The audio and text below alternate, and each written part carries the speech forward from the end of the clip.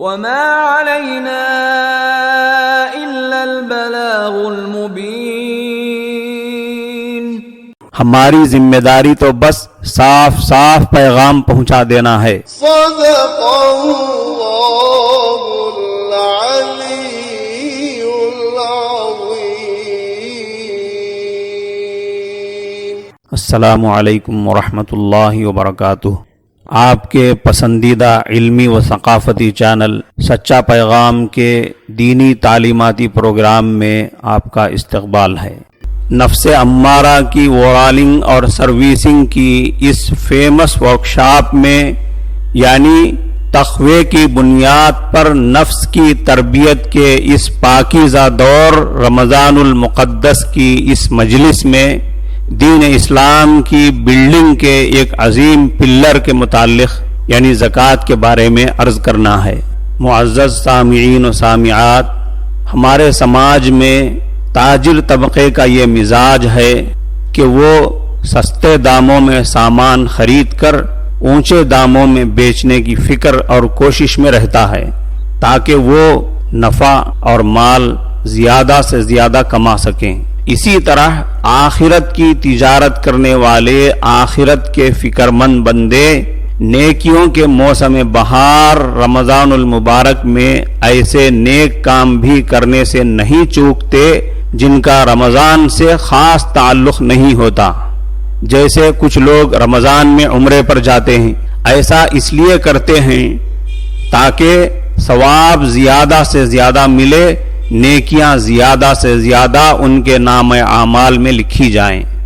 زکوٰۃ بھی انہی اعمال میں سے ہے جس کا تعلق خاص رمضان سے نہیں ہے، مگر لوگ رمضان میں ادا کرنے کا معمول بنائے ہوئے ہیں تاکہ ایک زکوٰۃ کا فرض ادا کر کے 70 زکوٰۃ کے فرضوں کا ثواب حاصل کرنے والے بن جائیں.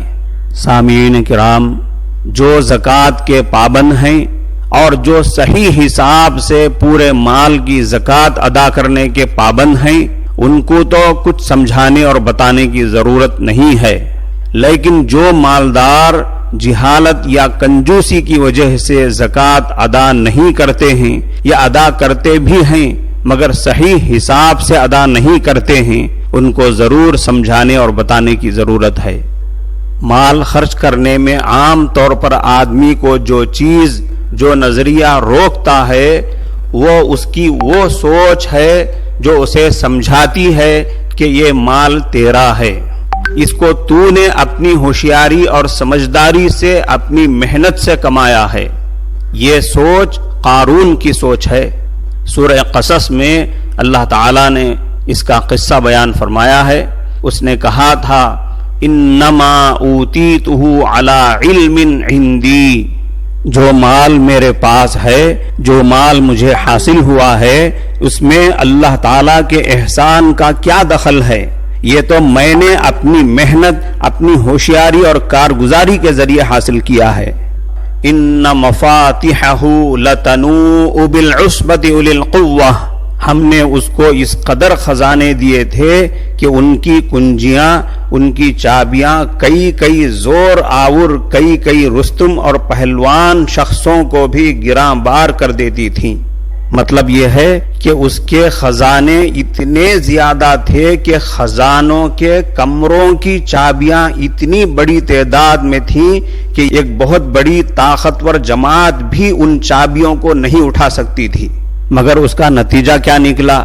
قارون کی جو سوچ تھی کہ یہ میری محنت کا نتیجہ ہے، میری دولت، میری سمجھداری اور ہوشیاری اور میری تجربہ کاری کا نتیجہ ہے، اس کا نتیجہ یہ ہوا.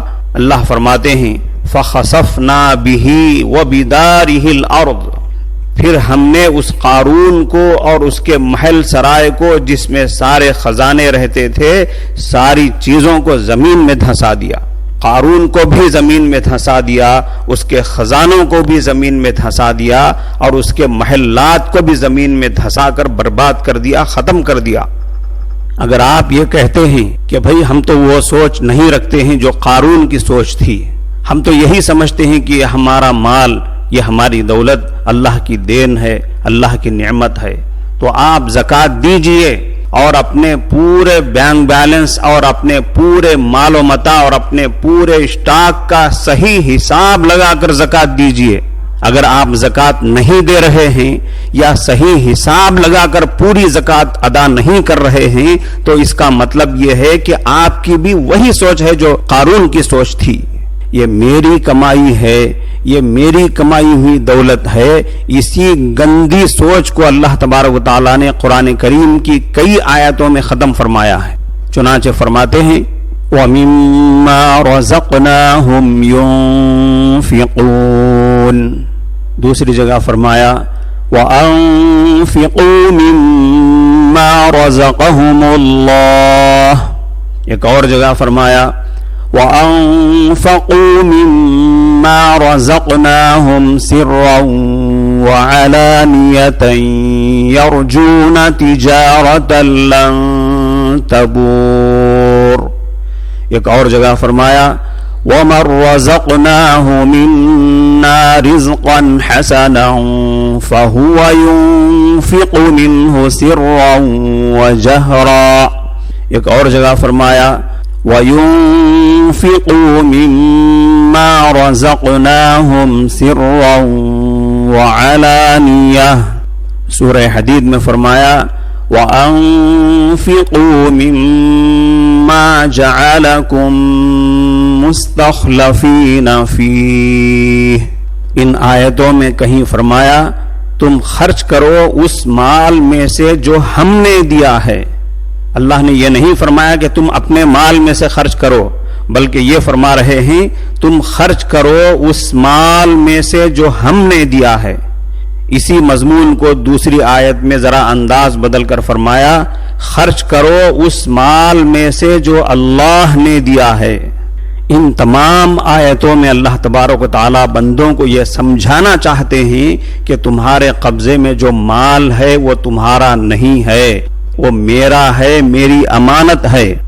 جس طرح ہمارے ہاتھ پیر ہمارے کمائے ہوئے نہیں ہیں، ہماری آنکھیں ہماری کمائی ہوئی نہیں ہیں، ہماری زبان ہماری کمائی ہوئی نہیں ہے، ہمارے کان اور ہماری ناک اور ہمارے جسم کے تمام اعضاء ہمارے کمائے ہوئے نہیں ہیں، اور ہمارے جسم کے اندر جان بھی یہ ہماری کمائی ہوئی نہیں ہے. یہ ساری کی ساری چیزیں اللہ کی دین ہیں، اللہ کی امانت ہیں. بالکل اسی طرح ہمارے قبضے میں جو مال ہے وہ اللہ کی دین ہے، اللہ کی امانت ہے.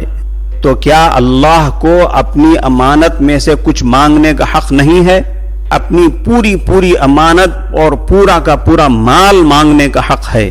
لیکن اللہ تبارک و تعالیٰ نے اپنی امانت کو بھی اور اپنے مال کو بھی پورا کا پورا نہیں مانگا، آدھا بھی نہیں مانگا، پاؤ بھی نہیں مانگا، پاؤ کا پاؤ بھی نہیں مانگا، بلکہ یوں فرمایا کہ پورے مال میں سے اپنے سارے ضروری خرچے اور قرضے مائنس کرو، نکال دو. اس کے بعد ضرورت سے زائد جتنا مال بچا ہوا ہو، جب اس پر 1 سال گزر جائے تو اس کے 40 حصے کرو، 39 پارٹس تم رکھ لو، بس 1 حصہ میرے غریب بندوں کو دے دو. 1,00,000 کے 40 حصے کرو، ان میں سے صرف 1 حصہ یعنی 2,500 روپے مجھے دے دو، یعنی میرے غریب بندوں کو دے دو. باقی 97,500 تم رکھ لو. خلاصہ یہ کہ جتنے مال پر زکوٰۃ واجب ہوتی ہے اس کا صرف 2.5% حصہ زکوٰۃ کے طور پر نکالنا ہے. کیا یہ کوئی تکلیف کی بات ہے؟ جبکہ اس میں مال والے ہی کا فائدہ ہے. کسی بندے نے اس کو بڑے اچھے انداز میں سمجھایا ہے. ہم تربوز خریدتے ہیں، مثلا 5 کلو کا ایک تربوز. جب اسے کھاتے ہیں تو پہلے اس کا موٹا چھلکا اتارتے ہیں. 5 کلو میں سے کم از کم 1 کلو چھلکا نکلتا ہے، یعنی تقریباً 20%. کیا ہمیں افسوس ہوتا ہے؟ کیا ہم پریشان ہوتے ہیں؟ کیا ہم سوچتے ہیں کہ ہم تربوز کو چھلکے کے ساتھ کھا لیں؟ نہیں، بالکل نہیں. یہی حال کیلے کا ہے، یہی حال دوسرے پھلوں کا ہے. ہم خوشی خوشی چھلکا اتار کر کھاتے ہیں، حالانکہ ہم نے چھلکے کے ساتھ خریدا ہے. مگر چھلکا پھینکتے وقت ہمیں تکلیف نہیں ہوتی. ہم مرغی خریدتے ہیں زندہ صحیح سالم ثابت، مگر جب کھانے لگتے ہیں تو اس کے بال کھال اور پیٹ کی آلائش نکال کر پھینک دیتے ہیں. کیا اس پر ہمیں دکھ ہوتا ہے؟ تو پھر 40,000 میں سے 1,000 دینے پر، 1,00,000 میں سے 2,500 دینے پر کیوں بہت سے مسلمانوں کو تکلیف ہوتی ہے؟ حالانکہ یہ صرف 2.5% بنتا ہے، یعنی 100 روپے میں سے صرف 2.5 روپے. یہ تربوز، کیلے اور آم کے چھلکے اور گٹھلی سے کتنا کم ہے. اسے زکوٰۃ فرمایا گیا ہے. یہ پاکی ہے، مال بھی پاک، ایمان بھی پاک، دل اور جسم بھی پاک. اتنی معمولی رقم یعنی 40 روپے میں سے صرف 1 روپیہ، اور فائدے کتنے زیادہ، اجر و ثواب کتنا زیادہ، برکت کتنی زیادہ. مگر یہ 1 روپیہ نکالنا بھی اتنا تکلیف دہ ہے کہ اکثر مسلمان اس میں ڈنڈی مارتے ہیں. آخر تربوز اور روپیے میں اتنا فرق کیوں ہے؟ سامعین کرام، یہاں زکوٰۃ کے معاملے میں ذرا اس پر بھی غور فرمائیں کہ عام طور پر عبادتوں کے ثواب اور نتیجے کا وعدہ آخرت کی زندگی میں کیا گیا ہے. مثلا نماز سے جنت میں فلاں نعمت ملے گی، روزے داروں کو فلاں ثواب ملے گا، روزے داروں کو فلاں انعام ملے گا، عمرے پر فلاں انعام ہے، حج پر فلاں انعام ہے. مگر زکوٰۃ اور صدقات کے لیے جہاں آخرت میں عظیم الشان اجر و ثواب کا ذکر ہے، وہیں دنیاوی نقد فائدے کو بھی بیان فرمایا گیا ہے. اور یہ فائدہ اتنا عظیم ہے کہ دنیا کی کسی دولت سے اس کی قیمت نہیں لگائی جا سکتی. اور اس فائدے کو حاصل کرنے کے لیے انسان بڑی سے بڑی قربانی دینے اور مالی نقصان برداشت کرنے کے لیے تیار ہو جاتا ہے. وہ کیا ہے؟ وہ فائدہ یہ ہے کہ زکوٰۃ اور صدقات ادا کرنے سے بلائیں اور مصیبتیں ٹلا دی جاتی ہیں. حدیث میں ارشاد نبوی ہے، حضرت صلی اللہ علیہ وسلم نے فرمایا، بادروا بالصدقہ فإن البلاء لا يتخطاها. صدقہ دینے میں جلدی کرو، اس لیے کہ مصیبت صدقے سے آگے نہیں بڑھتی. یعنی اللہ تعالیٰ صدقے کی برکت سے، زکوٰۃ کی برکت سے مصیبت کو دفع فرما دیتے ہیں. ایک دوسری حدیث میں فرمایا گیا، ان الصدقۃ لتطفئ غضب الرب وتدفع میتۃ السوء. صدقہ اللہ تبارک و تعالیٰ کے غصے کو ٹھنڈا کر دیتا ہے اور بری موت سے بچاتا ہے. یعنی سخت بیماری اور سنگین حالات سے بچانے میں صدقہ بہت ہی فائدہ مند ہے. یہاں ایک بات ذہن نشین کر لینا چاہیے کہ قرآن کریم میں اور احادیث میں کئی جگہوں میں زکوٰۃ کو صدقہ فرمایا گیا ہے. جہاں قرآن کریم میں مالداروں سے زکوٰۃ وصول کر کے غریبوں پر خرچ کرنے کا حکم فرمایا گیا، وہاں فرمایا گیا خذ من اموالہم صدقۃ، مالداروں سے زکوٰۃ وصول کیجئے.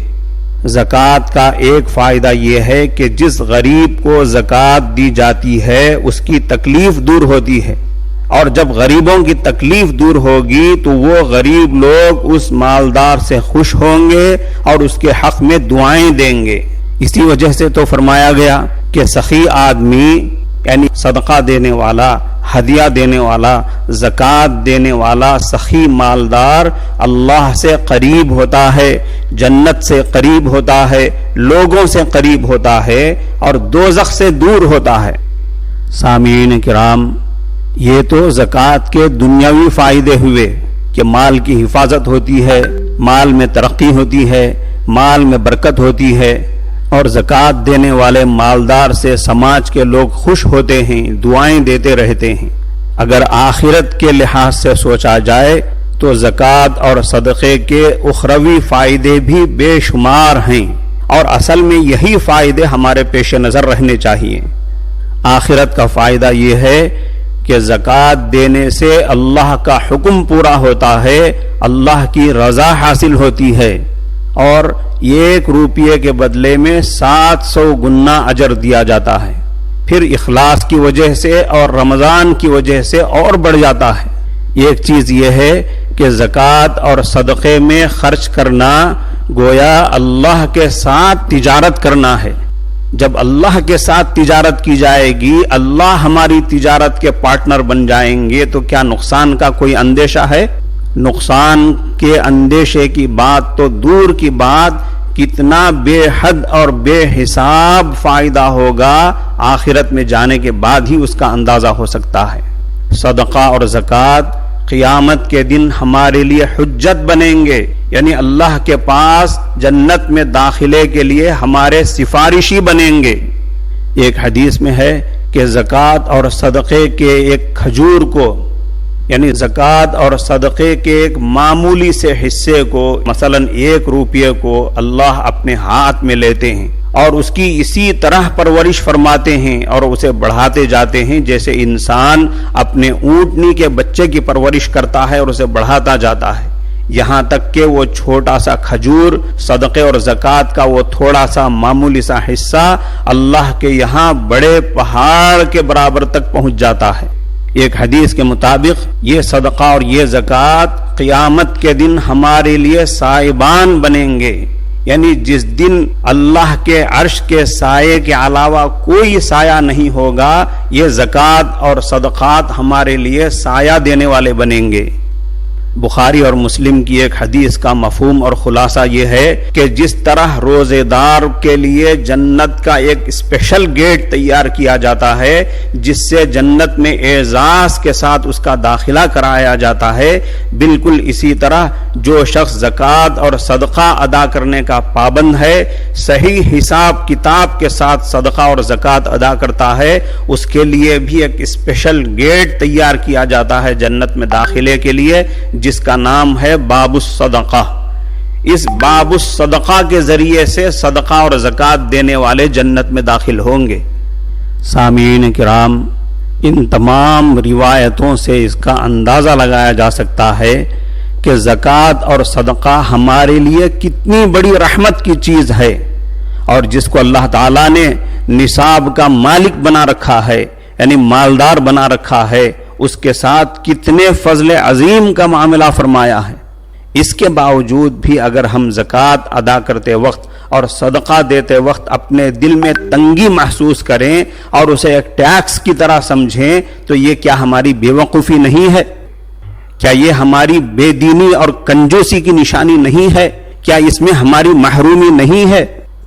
ہمارے پاس کتنا مال ہے، ہماری کتنی دولت ہے، کتنا بینک بیلنس ہے، کتنی پراپرٹی ہے اور سونا چاندی کتنا ہے، ساری چیزوں کو ہم جانتے ہیں۔